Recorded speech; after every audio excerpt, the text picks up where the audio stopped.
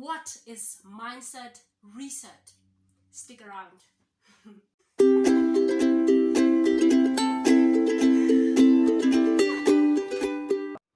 What's up, my beautiful people? My name is Bidumelo Mkheti, and thank you so much for tuning into my YouTube channel. This is the place where we share personal development content, and if you are working on yourself and you just tuned into this channel for the first time, thank you for tuning. Please remember to subscribe for the good vibes. I promise you it will be worth your while.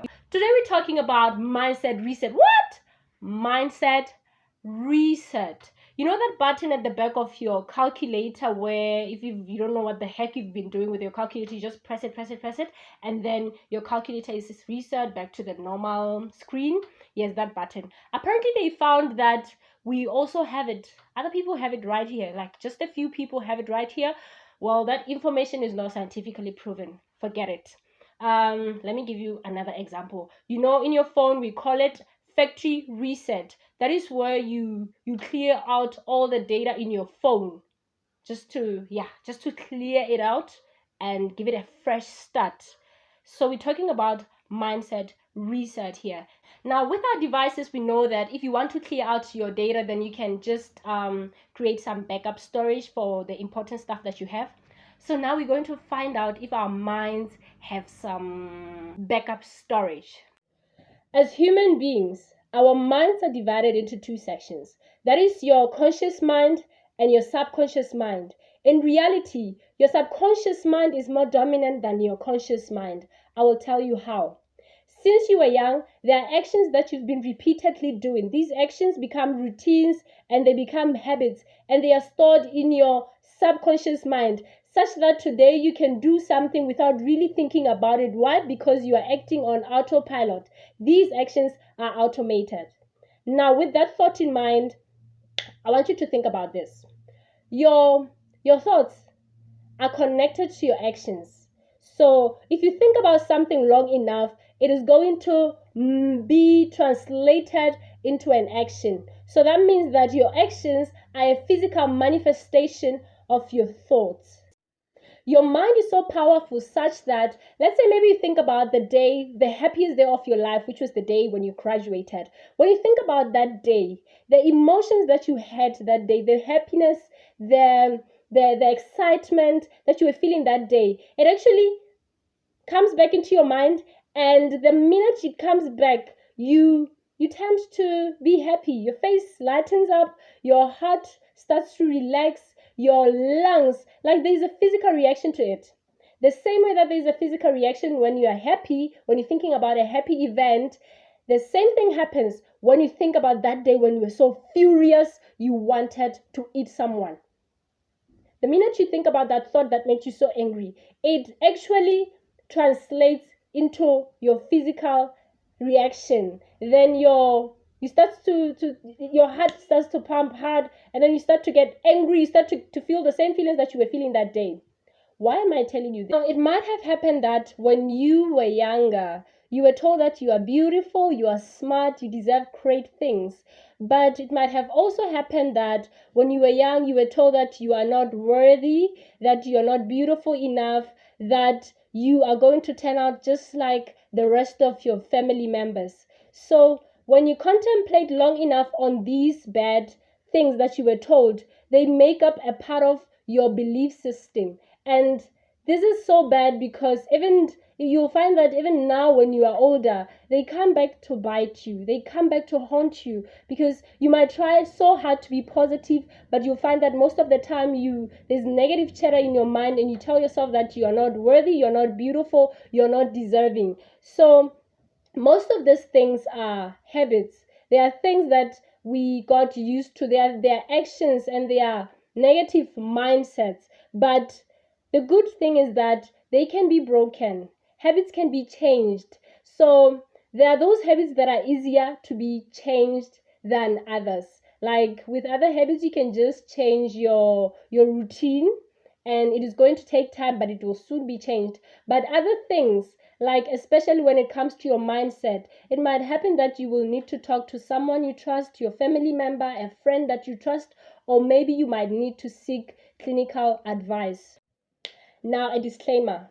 I'm not a clinical psychologist or a neuro what specialist.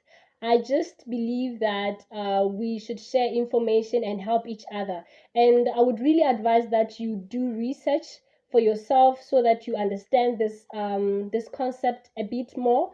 And please don't just take the information that I'm going to share with you on this video. I'm going to give you some tips that you can use to reset your mindset, and you might need a book and a pen so that you write these things down, because we're going to be talking about this topic for a while, and this is just where we're going to start. First thing is that you need to acknowledge that there is something wrong in your life. You need to acknowledge that you have a problem so that you can start working on fixing it. And you don't need to deny it. I'm sure you know yourself. I know myself. I know where my shortcomings. I'm sure you know where the problem is. And the first thing that you really need to do is to acknowledge that you have a problem, and don't deny it, because the more you deny it, you are delaying the change process. So the first thing that you need to do is to admit that there is a problem. The second thing that you need to do is to acknowledge that you are your own responsibility. Whatever that is wrong in your life, it is your responsibility to fix it. And the truth of the matter is that nobody is coming to save you. Nobody is coming to rescue you. You are your own responsibility. So just acknowledge that you have a problem and that it is your responsibility to fix it. I know that most of the time, it might have happened that really you were not you were treated badly when you were young, and you were told all these horrible things, and they are still stuck in your mind. You're trying by all means to be a positive person, but it's not coming through because of these negative mindset that you have. But the first thing that you really need to do is to acknowledge that you have a problem. The thing that you need to do is to find the root cause to your problem. It might be a lot of problems, but you will find that the root cause is one thing. So give you an example. Let's say maybe you're coming back from work and you just realize that your house is flooded with water, and you also realize that your tap is leaking, or there's a pipe that is burst somewhere. For you to solve the problem, you start by closing down the tap. You start by making sure that we find where the pipe is burst and stop the water from the source. You don't start mopping the floor, because that is not going to solve your problem. So even with this, you need to find the root cause and stop dealing with the symptoms and the effects of the problem. When the problem is really still there somewhere deep inside, you need to find the root cause. And I'll give you another example. Sometimes you'll find that you have an issue with your self-esteem. You have low self-esteem, and your low self-esteem affects your relationships. It affects your financial and your career life. It affects your health even. So you need to find the root cause so that you can start dealing with the problem where it began. And this might need you to write down some stuff. Just write them down and then go through them until you understand what exactly is my problem. The fourth thing that you're going to do is to find solutions. Like I said earlier, that some of these things are just habits, and you can just break them by starting on with positive new habits. But some of them, it might happen that you're going to need to talk to someone, maybe see a psychologist, or just talk to a family member that you trust about your problems. But every problem has a solution. That's what I believe. And once you take these 4 steps, let's just recap. You have to acknowledge that you have a problem, and you also have to acknowledge that you are responsible to change whatever that you need to change in your life.